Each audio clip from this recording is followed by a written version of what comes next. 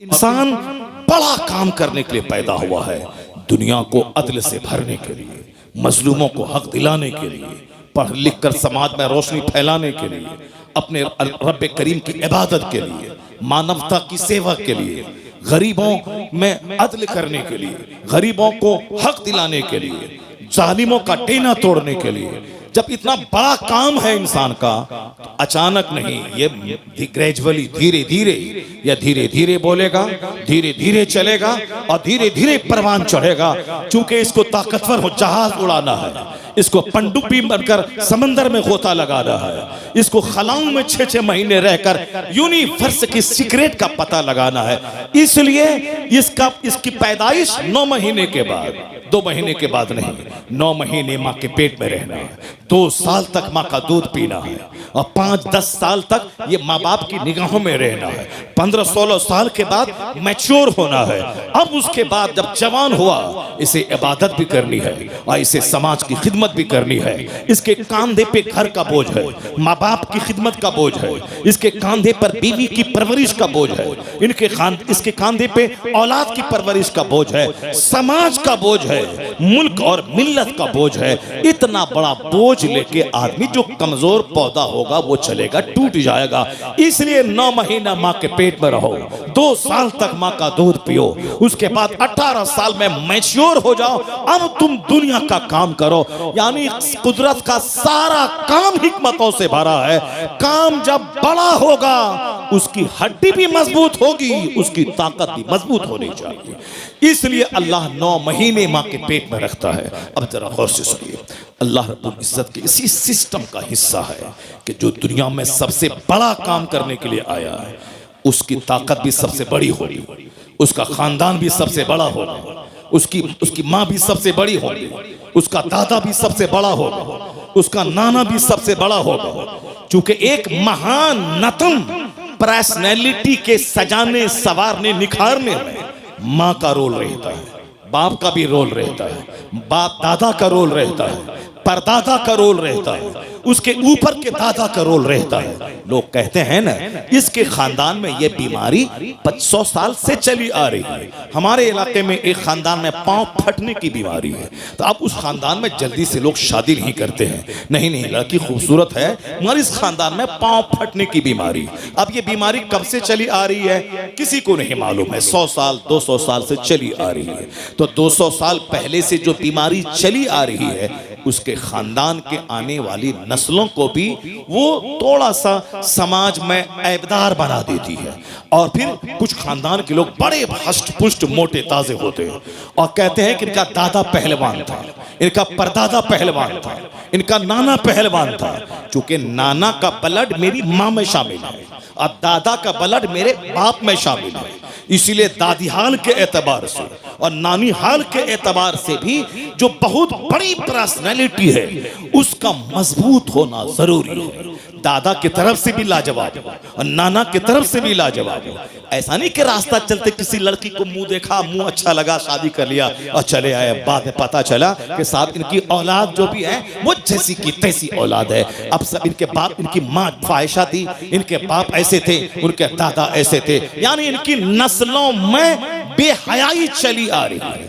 आज हमारे बच्चे छोकरे वो नेट चलाने वाले, सिनेमा देखने वाले, बस सिर्फ मुंह देखता है कि मुंह का रंग गोरा है कि नहीं है, नाक लंबी है कि नहीं है। आपके उत्तर प्रदेश में क्या है ये हमको मालूम नहीं है, पर हमारे बिहार में यह है कि आंख बड़ी बड़ी होनी चाहिए, नाक लंबी होनी चाहिए, चेहरे पे गोश्त भरा होना चाहिए और फिट 5 फीट से ऊपर की लंबी होनी चाहिए। वह ठगनी वाली नहीं चाहिए और पतली दुबली नहीं चाहिए। आजकल थोड़ी सी मोटी चाहिए। पहले लोग समझते थे नहीं साहब, पतली दुबली ये हुस्न में शामिल है, लेकिन आज नजरिया बदल गया है। आजकल मोटी ताजी, माँ भी कहती है कि मोटी ताजी दुल्हन हो ताकि घर में खूब मेहनत से काम करे, सुबह से लेकर शाम तक बिल्कुल नौकरानी की तरह काम करती रहे। जैसे कि वो अपने माँ बाप से आई है, वह शौहर के लिए नहीं आई है, सास के लिए आई है। वह पोछा लगाए, झाड़ू लगाए, कपड़ा धोए, सास का पांव दबाए, घर के सारे लोगों की नौकरानी बनकर खिदमत करती रहे। ऐसा नहीं है कि अब वो नौकरानी समझ के वो रखती है। जरा सी कमी हुई, लड़ाई शुरू हो गई। शौहर पे लाजिम है वो खिदमत अपनी माँ की करे, क्योंकि माँ तुम्हारी माँ है,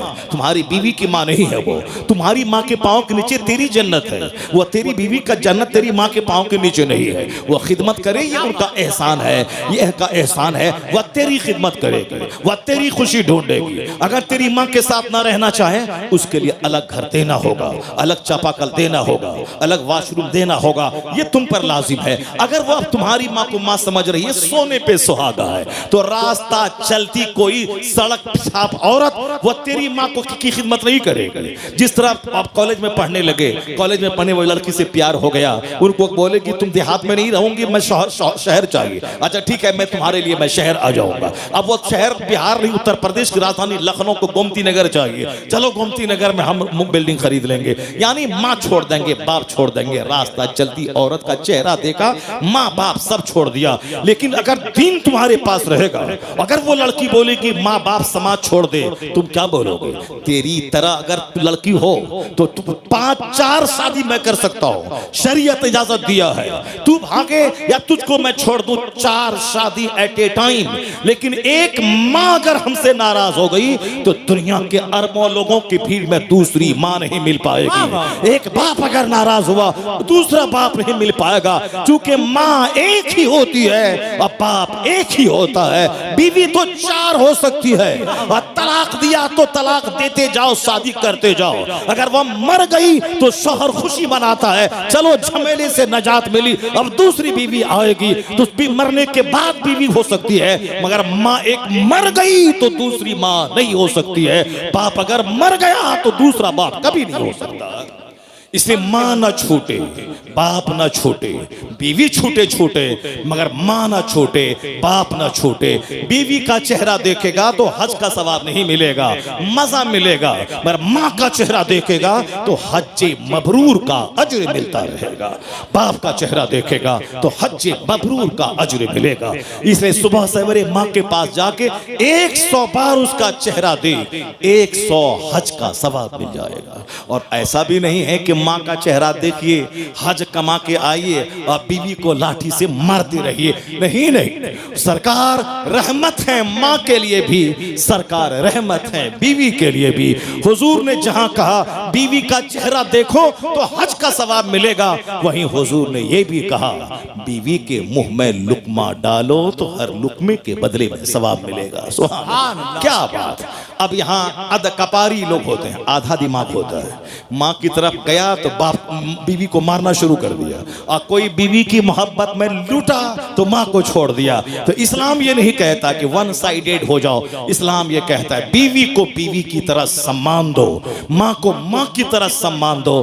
तेरे घर में रहमतों के फूल खिलते रहेंगे, आसमान से रहमतों की बारिश होती रहेगी। और तुम मर्द हो, बीवी कुछ बोले माँ के खिलाफ सह लेना, माँ बोले बीवी के खिलाफ सह लेना, घर तुम्हारा ऐसे चलता रहेगा। अगर माँ की बात में बीवी से टकराए तब तो फिर तुम्हारा सुकून खत्म हो जाएगा, और बीवी की बात में अगर माँ से टकराए तब तो तेरी दुनिया और आखिरत दोनों बर्बाद हो जाएगी। बीवी इसको कुछ पैसा दे तो माँ को मत बताओ कि 10,000 दिए हैं, और माँ को 10,000 दो तो बीवी को दिखा के मत बताना, वरना सर के सारे बाल तेरे खत्म हो जाएंगे। इसलिए उनको मत बताना कि मैंने माँ को 10,000 दिया है, माँ को 10,000 दिया है, बीवी को खबर ना मिले, और बीवी को 10,000 दिया है, माँ को खबर ना हो। एक कामयाब आदमी की तरह मुस्कुराते रहना, घर में माँ का भी प्यार मिलेगा, बीवी का भी प्यार मिलेगा, सुन्नत पे अमल होगा, घर मिसले जन्नत के बन जाएगा। बस इस चैप्टर को गौर से सुन लीजिए। बात से बात पैदा होती है, दूसरी बात निकल जाती है, मगर हमारा चैप्टर वही है कि बहुत बड़ा काम करने के लिए सिर्फ चेहरा नहीं देखना है, बल्कि कैरेक्टर देखना है, किरदार देखना है, आदत व अतवार देखना है, और हड्डी देखनी है, ब्लड देखना है, माँ को देखना है, उसकी दादी को देखना है। और आज कहाँ देखा जाता है, मगर जो दुनिया का सबसे महान नस्म इंसान है, जो दुनिया का सबसे अजीम तरीन शख्सियत है दुनिया की, उसका नाम है मोहम्मद अरबी सल्लल्लाहु अलैहि वसल्लम। I can not find any other man in history like Muhammad. मैं पूरे मानव इतिहास में मुस्तफा का जवाब नहीं पाता। यूरोप का दानिश्वर कहता है he is the only man in history who was supremely successful on both levels, religious and secular. इंसाफ, सियासत और मजहब दोनों सतह पर इस रुए जमीन की सबसे लाजवाब शख्सियत का नाम मोहम्मद अरबी अलैहिस्सलाम है। ये हिंदुस्तान का एक गैर मुस्लिम डॉक्टर रामकृष्ण राव कहता है the personality of Muhammad it is most difficult to get into the whole truth of it. यानी मुस्तफा की शख्सियत की तह में उतरना बहुत मुश्किल है। गांधी जी ने कहा था मैं जब तक मुस्तफा को पढ़ा नहीं था मुझको लग रहा था कि तलवार के बल पे इस्लाम फैला है, लेकिन जब मैंने मुस्तफा को पढ़ा, कुरान का हिंदी अनुवाद पढ़ा, अब मैं कह सकता हूं कि इस्लाम जो तूफान बन के दुनिया में छा गया अरब से निकलकर, ये तलवार के बल पे नहीं, ये अपनी सच्चाई और मुस्तफा की सादगी और अखलाक की बुलंदी की वजह से पूरी दुनिया में इस्लाम बादल बन के छा गया। आका अलैहिस्सलाम का मुताला करने वाला वो दुनिया के हकायक और फैक्ट से बाखबर होता है। इतना बड़ा पैगंबर जो अरब और अजम में इनकलाब पैदा कर दे, जो दुनिया की हुकूमत की धारणा बदल दे, जो दुनिया का जोग्राफिया बदल दे, जो इनकलाब पैदा कर दे, जो दुनिया में इल्मी इनकलाब लाए। मुस्तफा की आमद से पहले दुनिया में एक कॉलेज नहीं था, एक स्कूल नहीं था, एक मकतब नहीं था। वो जमाना गुरु काल का था। एक पढ़ा लिखा आदमी दरख्त के पास बैठता, 10-20 लोग आते, वो शिक्षा दान करता था, यानी इल्म को फैलाता था। बाज़ाब्ता मकतब, मदरसा, स्कूल, कॉलेज की शक्ल में दुनिया में कुछ नहीं था। लेकिन आज 1400 साल के अंदर हजारों कॉलेजेस, हजारों यूनिवर्सिटीज, लाखों मकतब, लाखों स्कूल दुनिया में खुल गए। इसका मालूम है ये सारा सहरा किसके सर जाएगा?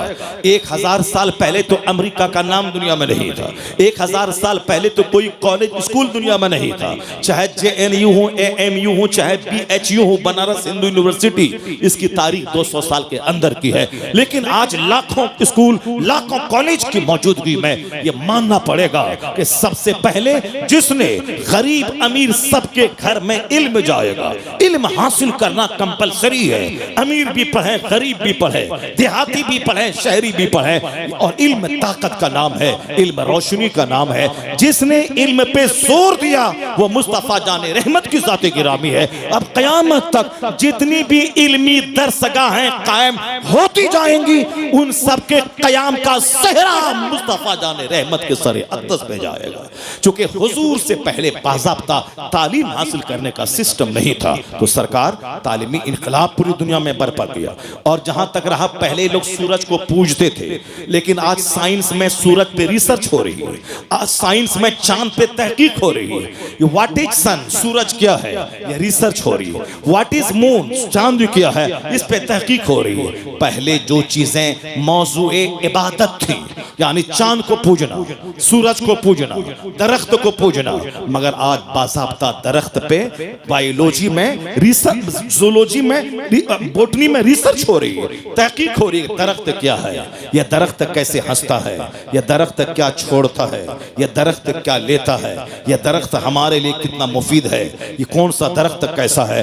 दरख्त पूजने का मैटर था, यानी उनके सामने हाथ जोड़ के खुदा मानना। लेकिन आज वह दरख्त तहकीक का मौजू बना हुआ है। थोड़ा सा टफ लफ्ज है, मगर आप ध्यान दीजिएगा तो बात समझ में आ जाएगी। हुजूर ने जो दुनिया में इल्मी इनकलाब बर्पा किया, और आज दुनिया में सूरज परस्तिश का मौजू नहीं है। वो अल्हड़ किस्म के, नादान किस्म के, गलीज किस्म के जो लोग हैं, आज भी सूरज को खुदा कहते हैं, मगर साइंस की जबान में वह सूरज खुदा नहीं है। सूरज क्या है? मैटर ऑफ वर्शिप नहीं, मैटर ऑफ रिसर्च है। वो टॉपिक ऑफ रिसर्च है, तहकीक का मौजू है कि सूरज है क्या, सूरज रोशनी चांद को देता कैसे है, चांद खुद से चमकता है या सूरज से रोशनी लेता है। पता ये चला कि जो मौजूए इबादत था आज वह मौजूए तहकीक बना हुआ है। दरख्त मौजूए इबादत था, आज वह मौजूए तहकीक है। पत्थर मौजूए इबादत था, मगर आज मौजूए तहकीक है। किसने मौजूए इबादत से हटाकर मौजूए तहकीक बनाया? किसने लोगों को कहा कि आसमान बगैर खंबे के खड़ा है, रिसर्च करो? किसने कहा जमीन समंदर पे टिकी है, रिसर्च करो? किसने कहा कि पहाड़ पिलर है, पहाड़ खुदा नहीं, या जमीन को हिलने से बचाने वाला पिलर है, या किसने बताया? गौर करने के बाद पता चलेगा कि जो कुरान मुस्तफा पे नाजिल हुआ है, उस कुरान में सूरज का चर्चा, चांद का चर्चा, वफिल अर्द आयातुल लिल मुक़िनीन वफिस समाए रिज़्क़ुकुम फलयंजुरिल इंसानु इला तामी। आदमी अपनी खुराक पे गौर करे, आसमान पे गौर करे, जमीन पे गौर करे, सूरज पे गौर करे, चांद पे गौर करे। सूरज और चांद महवे गर्दिश है, जमीन साकिन है, उस पे गौर करे। तो किसने इबादत के मौजू से हटा के तहकीक का मौजू बनाया? जवाब मिलेगा मोहम्मद अरबी अलैहिस्सलाम ने आदमी की सोच की धारणा बदल दी कि जो इबादत का मौजू था उसको तहकीक का मौजू बना दिया है। आज ये सारी चीजें तहकीक का मौजू हैं। एहसान मुस्तफा जाने रहमत का है। आज जब डेमोक्रेसी दुनिया में